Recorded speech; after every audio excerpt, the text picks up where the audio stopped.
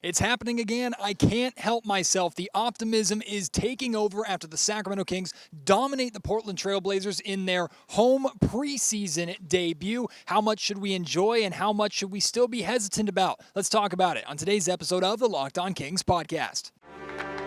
You are Locked On Kings, your daily Sacramento Kings podcast, part of the Locked On Podcast Network, your team every day. And now, ladies and gentlemen, it is that time for another episode of Locked On Kings. Hello and welcome into Locked On Kings, your podcast hub for Sacramento Kings coverage all regular season and all off-season. My name is Matt George. I have the privilege of being your host here. I'm a Sacramento sports producer and reporter at ABC 10 News. I am standing here on the baseline here of the court inside the Golden One Center. So good to be back into this building for actual Kings basketball. Now, it may not count yet, but it really is the best preview that we're going to get of opening night coming up here in a couple of weeks because the Kings will take on the Portland Trail Blazers in Game 1. And look, I highly expect the Kings will not have as much success against the Portland Trail Blazers or will not dominate the Portland Trail Blazers nearly as much in that game as they did in this game. That being said, I do expect the Kings to take a lot of positives away from this, and there are a lot of things that I do expect to translate to the Kings opener against Portland in a couple of weeks. Kings beat the Blazers, dominate the Blazers really in this one. Very exciting to see multiple consistencies from Game 1 against the Los Angeles Lakers to Game 2 against the Portland Trail Blazers. Doesn't mean that it's not a flash in the pan because still a two-game preseason sample size is not nearly enough for us to say, okay, this is who this Sacramento Kings team is. But we've seen it at least multiple times now. So if nothing else, we know this team is capable of doing this on more than just a sporadic basis. Look, this Kings team is fun, or at least when they move the ball like they did tonight, when they get up and down the floor, when everybody is playing hard together, when everybody is sharing the basketball. The Sacramento Kings are a lot of fun to watch, and it's not just on the offensive end of the floor. Defensively, while I wouldn't say they shut down the Portland Trail Blazers, even if they dominated statistically and dominated on the scoreboard, they managed to use their defense to create transition opportunities. I believe finished with 22 fast break points, another fantastic number for this team that we know who wants to play fast. But there's a difference with this team between playing fast and playing out of control. And I think the Sacramento Kings, they may not look as transition-oriented or transition-focused as they did at the start of the 2018 season when they had a lot of success, even though they still have the fastest guard in the league in De'Aaron Fox, or at least one of the fastest guards in the league in Fox. It's not like he's just putting his head down, running full speed up the floor and hoping to get a layup.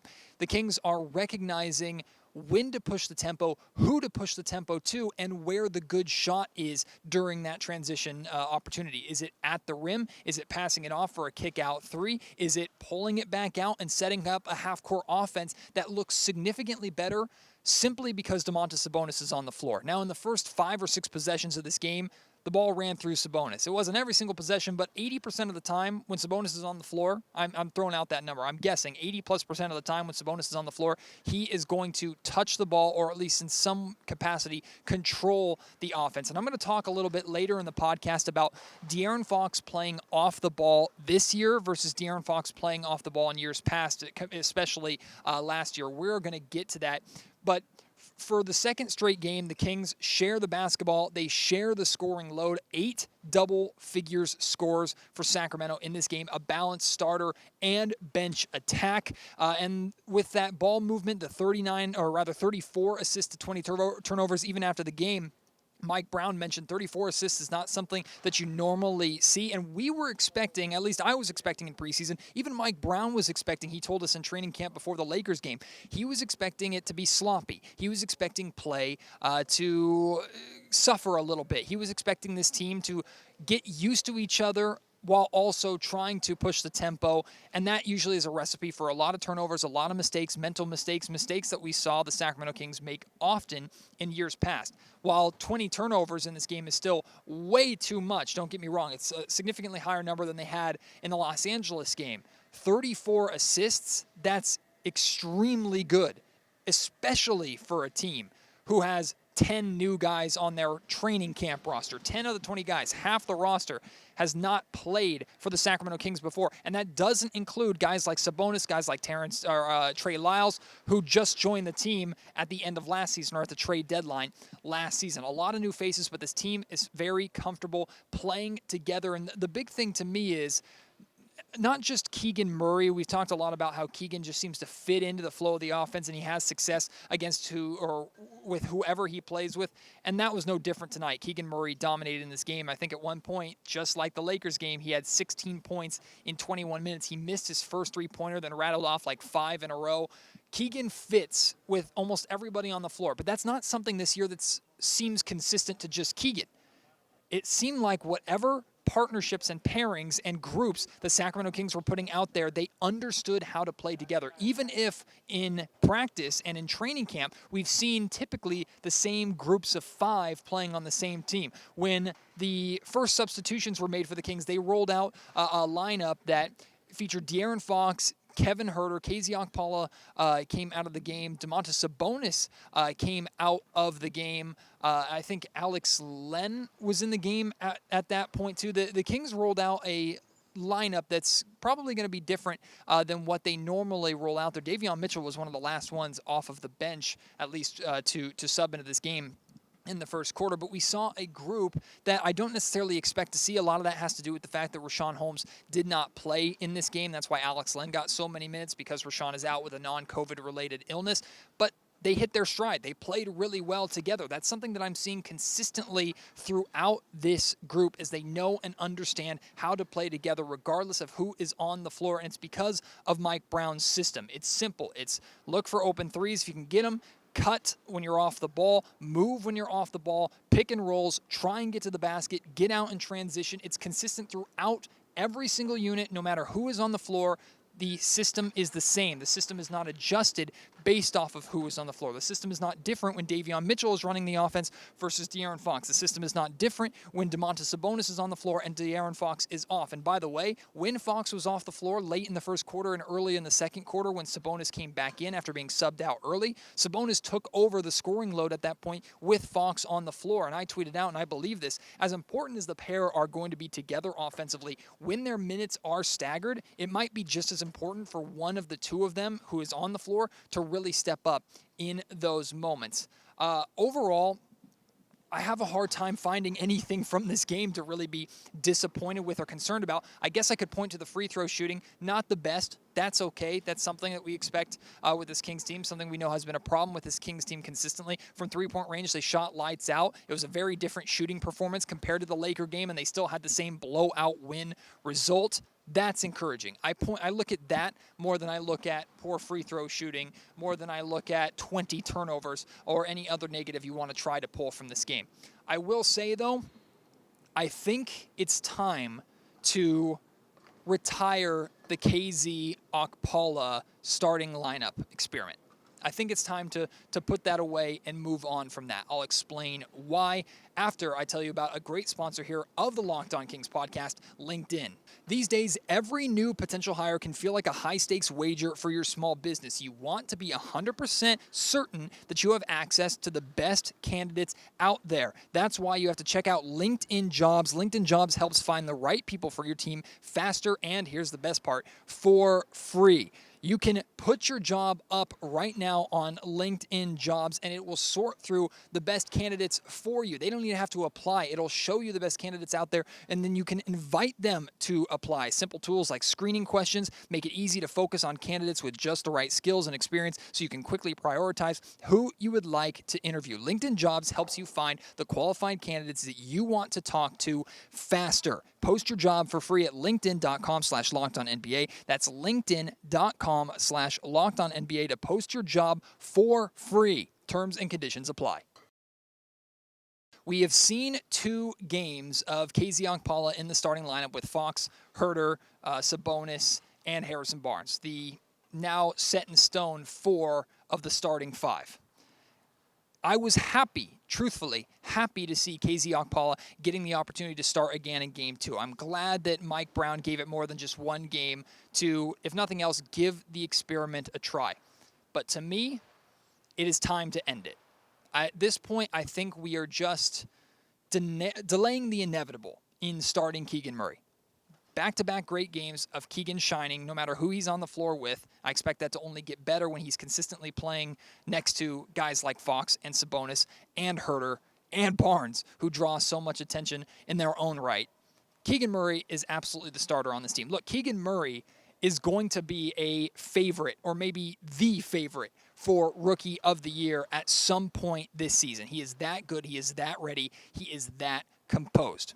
It's Keegan Murray's spot, and he's ready to take it right now. Now, again, I would probably still lean more towards Mike Brown's judgment than mine, but my opinion at this point in time is it's time to move KZ Okpala to the bench, put Keegan Murray in the starting lineup where he belongs, and give that a couple of games try or a couple of games tune up before the actual regular season starts here in a couple of weeks. But this is not a negative KZ Okpala argument. I don't think KZ Okpala did anything really bad for the Kings in this game. It's just that this is Keegan Murray's spot. Keegan Murray's better. He's a better fit. The only way we're starting KZ Okpala makes sense for the Sacramento Kings is if the same way like you had a opener in baseball, we saw that trend come into the major leagues over the last couple of years. KZ Okpala played the first 5 minutes of this game, subbed out, didn't come back in until midway through the third quarter. He didn't even start the second half. Trey Lyles did. And by the way, when Trey Lyles did start the second half, he looked really, really good. He scored all 10 of his second half points, or rather all 10 of his points in the second half as part of that starting unit. I considered Trey Lyles the main competition for Keegan Murray for that starting 4 spot going into training camp. Of course, that changed when we saw KZ Okpala getting the start. Again, it's not that KZ did anything wrong. It's that he is an opener to set the defensive tone, except in both games, both the Lakers game and the Portland game, and maybe 2 games isn't enough sample size for you, I get that. But in both games, Mike Brown has had to take early timeouts.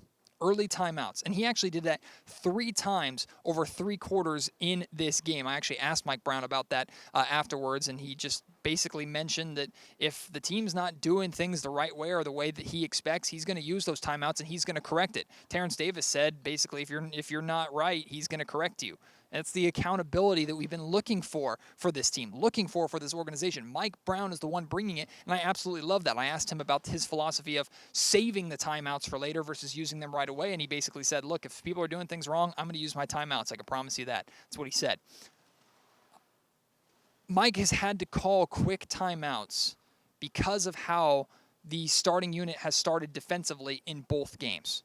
They haven't been dreadful defensively, but they're clearly not at where Mike's standards are. Now, it's not fair, of course, to put that all on KZ Okpala. My point is, if KZ is supposed to be this defensive stopper for you right out of the gate, and to be fair, he faced off against Damian Lillard, did some good things against Damian Lillard in this game. If KZ is out there purely for his defensive presence, him setting the tone defensively to start a game, I understand that, except so far, 2 for 2, you've had to still gather everybody together and correct mistakes. Not all on KZ Okpala. My point is, I think Keegan Murray would do just as good defensively and has done just as good defensively at times as KZ Okpala has. Now, I'm not putting Keegan Murray on Damian Lillard to start the game. I trust De'Aaron Fox or even Kevin Herter. When Davion Mitchell was out of the game and Damian Lillard was in the game, Kevin Herter took on that assignment, did a pretty good job as well. So I'm not saying KZ should be out of the rotation. I think KZ absolutely deserves a spot in the rotation, especially when he's guarding bigger wings. I understand he did a pretty good job against LeBron James in Game 1 of the preseason when the Kings played the Lakers in LA. Overall, what I'm saying is, I don't think KZ, at least in these 2 games, he has not shown me enough. He's not presented enough, brought enough to the table for me defensively to say he should be starting over Keegan Murray, who has shown up time and time again, both as a bench player in these first 2 preseason games and as a starter throughout all of Summer League. Again, I think it's just delaying the inevitable. Keegan Murray should be the starting 4 for the Sacramento Kings team. It works. And look, if you continue to bring Keegan Murray off the bench, I am seeing that that's working as well. I think Keegan Murray, that's the beauty of Keegan Murray. He's going to work no matter what lineup you put him in. He plays the same way, which is efficient. He's had great shooting nights so far. Of course, he is going to have rough shooting nights, just like we saw in Game 2 of the California Classic. But even then, in that game, he had a 9.9 rebound performance. He did more other than just scoring the basketball. it's Keegan Murray's spot. I appreciate KZ Okpala maybe keeping it warm for him a little bit. And look, if Mike Brown wants to continue it throughout the preseason into the regular season because the Kings haven't lost yet, I guess I understand that. If it's me, at this point in time, I'm starting Keegan Murray and I'm bringing KZ Okpala in off of the bench for specific defensive assignments. That's where I'm at. Are you in the same boat? Do you agree? Do you disagree? Let me know. At MattGeorgeSack on Twitter. Email me, mattgeorgesports@gmail.com. And I know if you're watching on YouTube, you're already responding. You're already hype in the comment section. Maybe you're getting involved in this debate as well. You could have the if it ain't broke, don't fix it approach, or you could have the same approach that I have, which is Keegan's your 4th overall pick. He's already shining right now. He's clearly ready for this stage, even if he hasn't played an official NBA game yet. Give him the keys. Give him that spot. He's ready for it. He deserves it. Also, really quickly, I want to shout out Terrence Davis, too. He had a very efficient game offensively. He had 14 points, 4 of 5 shooting from the three-point range in 11 minutes. He got hot in the 4th quarter, I believe, early to mid 4th quarter, really got himself going. Honestly, the play that I was most impressed with Terrence Davis was his block, and then the Kings got out in transition and scored an easy bucket in transition, and that started with the play of Terrence Davis defensively, and then I think a couple possessions later, he hit back-to-back three-pointers, so he got rewarded offensively for his great effort on the defensive end. It was a great night. Everybody was getting their shots up. Everybody was hitting their shots for the most part. A lot of things went right for the Sacramento Kings, but what's fun is looking at this game. I think the Kings are still far from perfect. I don't know if they're ever going to reach perfection this season, but it's exciting to know that a game that went as well as it did for the Sacramento Kings tonight, this Kings team can still improve and hopefully will improve over the course of the season. I'm very excited about that. But again, how much should we still be hesitant? Because we've been hurt before, right? We've seen the Sacramento Kings fall apart before. This Kings team has yet to really be punched in the mouth. How will they respond to that?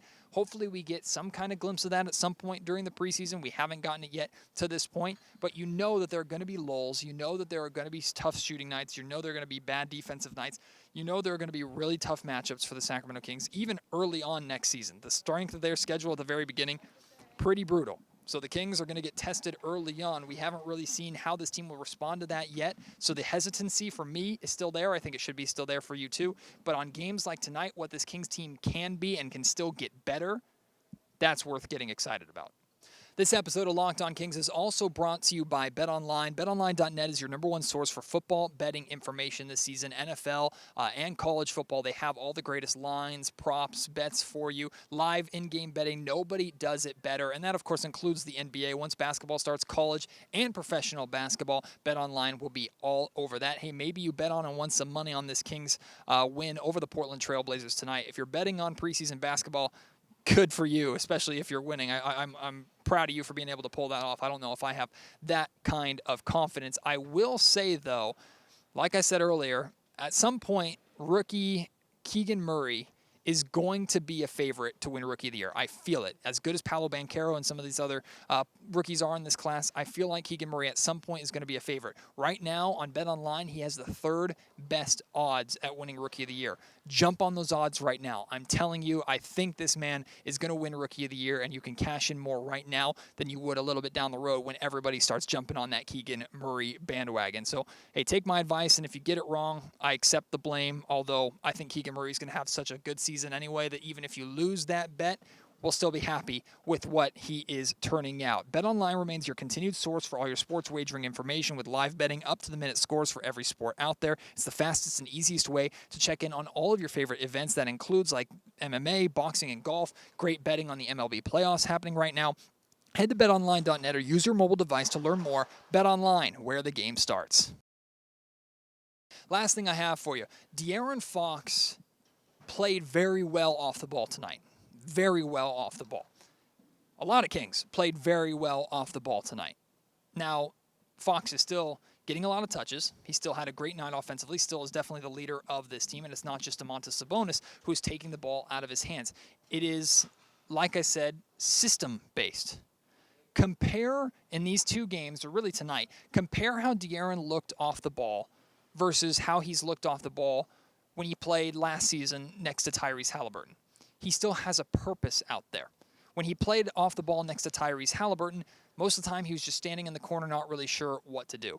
And here is the point that I want to drive home. That is not a anti-Fox and Halliburton take. That is not a definitive statement saying that that partnership could have never worked or it was that partnership's fault. To me, Mike Brown's system speaks volumes.